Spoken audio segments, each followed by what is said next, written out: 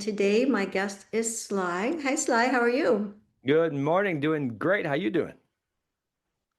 Doing wonderful, thank you. Can you tell the students a little bit about yourself and what you do? Bonjour, je m'appelle Sylvain Haché. The weird thing you see there, nobody can say that. It's French. So I go by Sly in English. I'm the founder of nextlevelpublicspeaking.com, basically speaker training and marketing services from people that want to go from 10,000-ish a month to 100,000-ish a month using speaking. All right. So tell me more about how a local business owner is going to benefit from speaking. Well, it's not even fair. Let's take dentist A and dentist B, right? So dentist A is a sane, structured, logical business owner, and dentist B is a sane, logical, structured business owner. Very intelligent. The goal is to, you know, grow the business and exit or have a lifestyle business or grow exponentially. Two different dentists. One wants to buy all the other dentists and scale to multiple countries and locations. The other one wants, I just want to sip margaritas. It depends on the person. But both of them want to grow to some extent. Let's say you have dentist A. He says, what do you mean? Making videos to grow my brand, having a social media presence. What is wrong with you, idiot? That's just stupid. That's a waste of time. I'm not getting clients. I'm not drilling. I'm not prospecting. Plus, I have to pay for training. I have to pay for tools, right? I want AI tools to tell me what to say or prepare the script or do the editing. I have to pay for that. I have to have a social media manager or somebody, or I don't have time to waste with that. I'm not a techie. That's a waste of my time. It is stupid for me to make noises with my face, record it on camera to somehow have people find me someday. It's just stupid. The other dentist thinks the same thing. Stupid. Waste of time. Day one, it's stupid. Total waste of time. I have to go, I have to dip in my savings. I have to invest in there. Now, both of them know that Warren Buffett said this investing in yourself, specifically in communication, is one of the best investments you can make, period. They all know this. Everybody knows that. Both know that speaking and communicating is the highest paid skill, the most in-demand skill. It's the invisible layer of the business world. It's the best thing since sliced bread, really, in business. But it's still a waste of time because day one, if one dentist does it and the other one does not do it, the one who did it is behind the one who did not do it, day one.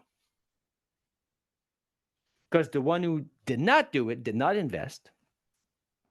Maybe he got a little bit extra sleep that day, or I don't know, bought a couch or whatever he did, something else. So day one, by doing this, you're losing. You're behind. Week one, you're losing. You're behind. A month in, kind of new sense of confidence kicks in. I know what to say. I know how to say it. I know how to speak. I know how to do the research. I know how to frame my things. My systems are structured. I know how this works. I know how to repurpose the content.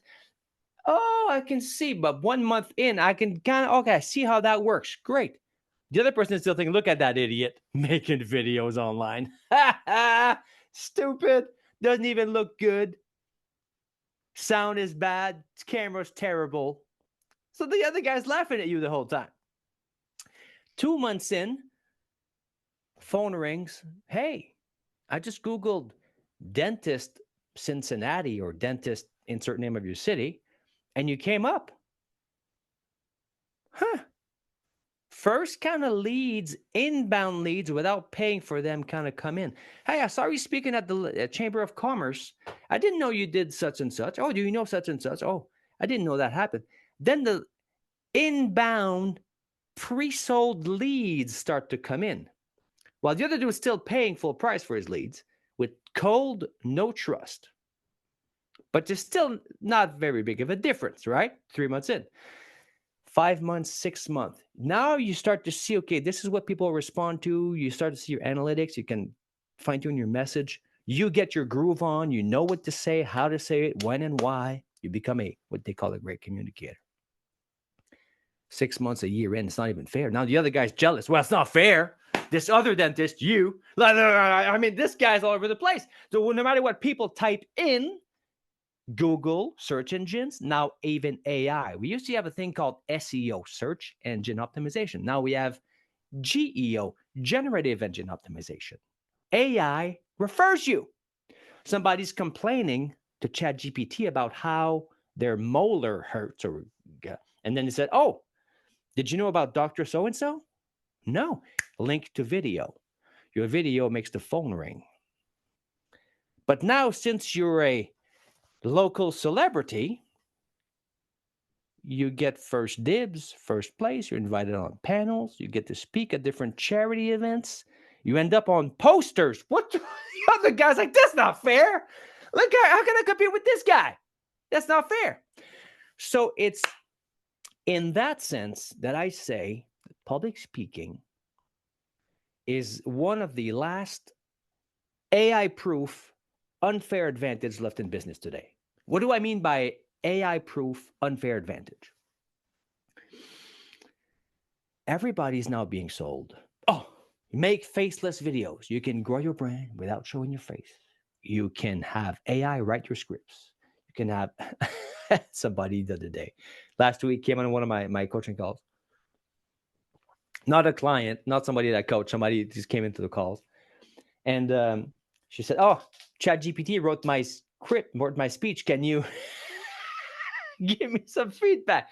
Thank God she came in for this. Anyway, so the AI will do everything for you, will film for you. You will have an AI clone making this for you. While everybody else is doing that, when you have the wherewithal, the confidence, the cojones to step in there and you build that brand, you build that recognition, you build something where people cannot even trust what they see online. Last year, 10 years ago, Lois, right? We had to kind of decipher watching the news, watching online, is that true or not? Is what I'm looking at, hearing, is that true or not? So now on top of true or not true, we have to now go on real or not real. And if you just pay attention for a close second, I love a guy named Dan Kennedy, old school direct response. If you're a business, you probably know Dan Kennedy, direct response marketing. Back in 2001, 1999, he got invited to speak at a conference. This internet thing was new, right? No more yellow pages. Now we are on the internet. That's all we market. Okay. And you can make money on the internet without speaking to no one. And now Dan Kennedy is invited on stage to teach to people in a room, in a hotel room, how to make money from the internet without speaking to no one. So now Dan, being Dan, he said, let me just say it so you guys understand. I'm here on a stage making noises with my face to you in a room, teaching you how to make money without speaking to no one. And you still don't get it.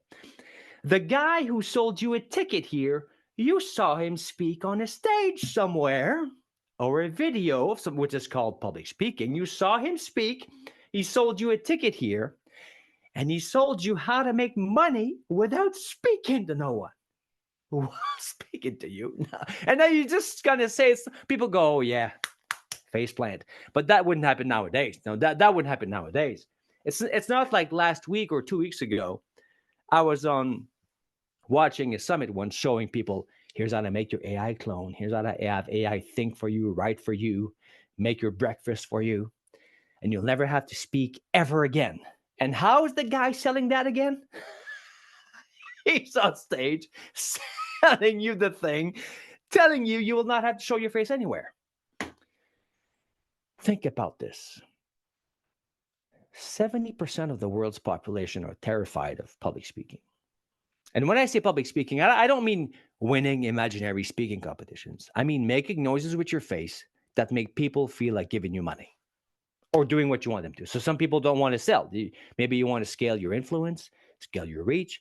You want to get people to stop polluting the ocean. You want people to stop smoking. You want people to forgive Uncle Larry at the funeral. Maybe in your family, there's something. Uncle Larry did something like, that doesn't look good on his resume. Now he's dead. So, and you love Uncle Larry, you're going to make noises with your face to who you're speaking to, the family. And as a result of making those noises in a certain order, so it's about how you say, what you say, why, and when. That's the formula. To help people in their minds, emotions and feelings and thoughts and patterns and behaviors and decisions and what's going on in their mind to feel like forgiving Uncle Larry. And then your call to action is, let's just take a moment here and wish Uncle Larry a good afterlife. For example, but since you know that people do things because they feel like it and they don't do things because they don't feel like it then becomes, well, what do I say, in what order, and how do I say it, and where, why, and when, to make people feel like doing what I want them to before I ask them to. Also called increasing your conversion rates. So when you have that skill, Warren Buffett says it's one of the best investments you can make. It's one of the last AI-proof unfair advantage left in business. As we've seen, the two dentists. One does it, the other one doesn't. At first, you're the idiot. But after a while, it becomes, it's like the other guy's complaining it's not fair. Now, because of unfairness, I know what that feels like. A lot of times people see me on stage or whatever and say, well, that guy is confident. As in the verb to be, is like existent. This guy is confident. They think to themselves that I cannot understand why they would not speak. They think, well, he doesn't get why I'm shy. He doesn't understand what it feels like to be shy. So I stuttered for 27 years, chronically, Lois, in French. A chronic stutterer in French that cannot speak like like that somehow overcomes that through a series of miracles and happenstance and God knows what. Overcomes that and then teaches and coaches international keynote speakers and TV hosts and has 6 clients who've had 6-figure days. We've had people have a 20-minute talk, not dentists, coaches, consultants, people that charge high ticket. Maybe, well, dentists charge high ticket, depending on the type of dentist. We've had people make $75,000 from a 20-minute talk twice in 3 months. And it comes from knowing what to say and when.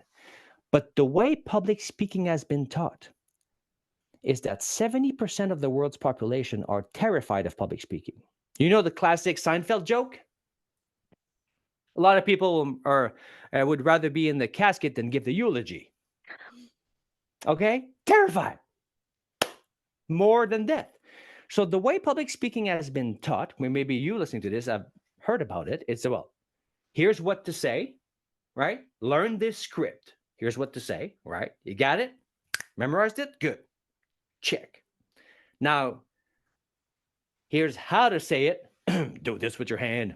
Do this with your voice. Whatever you got going on. And then go get laughed at, humiliated, get your face punched in and kicked in. And eventually you'll develop a thing called, at the magic end of the rainbow, a thing called confidence at the end of the rainbow.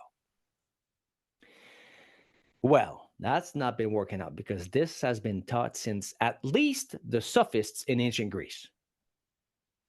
First public speaking courses are thousands of years ago. That's, here's what to say, here's how to say it. Now go get laughed at until you feel confident.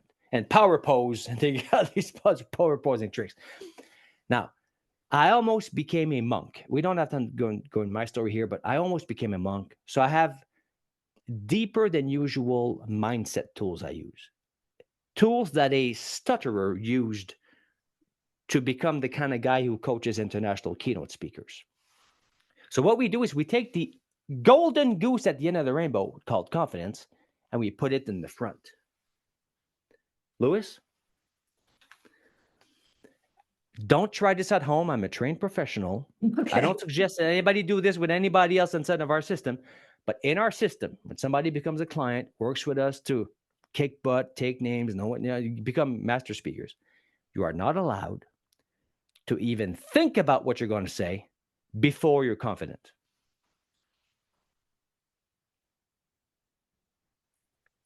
Can you imagine why? I do not know.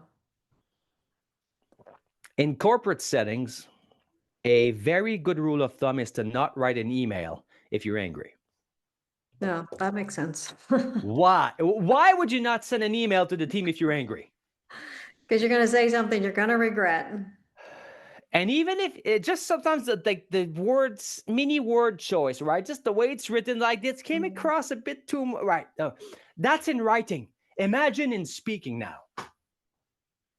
So, like, maybe it's because I'm French, but it makes so not sense to me. So much nonsense. Why people would think that somehow, let me be in a shitty state, unconfident, terrified, deflated, leaking power, thinking I suck, thinking, well, who would listen to me? What's the point of making videos? Who am I to speak to them? Terrified, self-conscious, small and afraid, smaller than your emotion and terrified, in the corner. Speak to ChatGPT in that state to try to muscle your way through what to say, overcompensating to try to not get punched in the face, anticipating a terror moment arriving anytime soon now, and then printing that out and then memorizing it in a shitty state, terrified, self-conscious, and thinking that's going to go well. If everybody knows it's even bad malpractice at worst to even write an email if you're in a bad state. So now you cannot be angry at the public speaking industry because messaging, aka here's what to say, is the easiest thing to teach. Right? So thank you. Speaking to business owners, my kind of people, you guys know cost of acquisition, cost per acquisition, how much it costs to acquire your new transaction. You know it's very expensive. Ads keep on going up and up and up. So, and then you got deadlines and cash flow and teams and bills to pay. So come on, next. There you go. Here's what to say. Go practice. Get out of my face. Next. Here we go. It's a production line. So you can't be mad at them for thousands of years to try to teach you, here's what to say first, because also it's what people want. People think to themselves, oh, if only I knew what to say, the nerves will go away.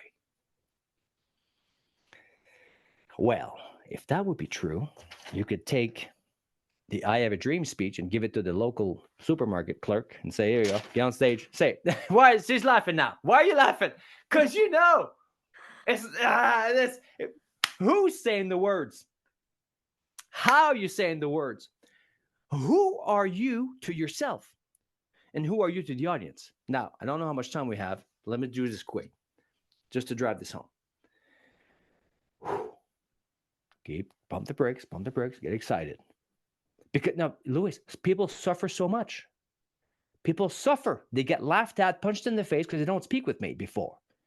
So when I say you're not allowed to even think about what you're going to say, is, for example, if somebody thinks about, let's say, let's go back to our dentist friend. You're booked to speak at the Chamber of Commerce in 2 weeks, and you're scared out of your mind. You're losing sleep, second guessing yourself in circles. You're rewriting your slides. You're writing novels with ChatGPT for a 5-minute talk. Way more than you can. You forget where you put your notes. You got Post-its everywhere. It's a mess. You're okay. Self-conscious and terrified. You lose sleep. Some people even go up to drinking their confidence, sniffing their confidence, or smoking their confidence, if you know what I mean. They try to numb the pain, or they take pills and I see things online like, what dose of whatever medicine should I take to feel confident? Good God. You become confident, quote unquote, by removing what makes you unconfident. Confidence is your natural state. Let me show you. Confidence is your natural state. So, think about it like this. So, here's what this is. This is like a regular person. Okay? Full size. Okay? Maybe you're in high school or middle school or little school, whatever you call it in English, with like 5 years old or 6 years old, and you go do a presentation. You don't know what you're talking about because you're 7 years old, and kids are mean. So you say something stupid, hey, you're stupid. You get a ding in your sense of self. Okay. Now that this is established as a fact, I suck at this. I'm no good at this. I'll never be able to, and I'm an idiot. That is now like a traumatic experience. Now, since that's true, you want to hide it. So next time you speak, let me go that way. So now you have no backbone because you're trying to hide the fact that so you're hiding behind something, and they go, hey, you're stupid. Caves in again. And then people grow up like this. They grow up like this. And then you hear a pitch. Oh my God. Now with AI, you don't even need to show your face. AI will think for you, write your videos for you, and all that. Okay, you don't even need to speak. So now you got this thing, and now people try to hide behind. Maybe if I have the perfect slides, nobody will see the gaping hole in my confidence. Maybe if I have the perfect slides or maybe if my logo matches with my suit. Oh, maybe if I practice my diction. Maybe if I practice diction drill. Maybe if I pronounce perfectly. Maybe if I learn body language. Maybe if I power pose on LinkedIn. Maybe if I do this. All sorts of shenanigans to try to hide the basic unconfidentness that's not natural. This is normal in society. Normal as in the norm, Lois. It's the norm, but it's not natural. This is natural because no 2-year-old is afraid of public speaking. That's natural. So it's a matter of undenting your sense of self from the inside. So that when you're undented, then you can have the slides and the AI and everything else. There's no hole in your confidence. This is called showing up as your full self, not full of yourself. That's the difference. So you don't get confidence. You can't buy confidence at the store. You undent your sense of self. You stop crunching yourself over and feeling smaller than you really are. And the second you switch it in your mind from being afraid of your emotions, wait a minute, to realizing you're bigger than anything that's happening in there, you gain control of back. Then you move on to, okay, now what do I say? Lois, a little baby, scared, afraid, and weak in an adult body, memorizing a script versus a full size, full power adult saying what needs to be said in real time. Is that even fair? That's not fair. So that's why we have confidence first, then what do you say, and then how you say it. So if I had to speak to dentists, that's what I would tell them. If one of them was wondering, should I be making videos or maybe speaking somewhere? I don't know. You tell me. That was wonderful, Sly. Well, students, now you know. I will have Sly's contact information below, and he can help you build your confidence and get your speeching going so that you can be the talk of the town as the town talks of you. So thank you, Sly. I really appreciate it. Love it. Thanks for having me. Talk Okay. of the town. I love that line, by the way. Talk of the town's awesome. Thanks. Yeah. Bye.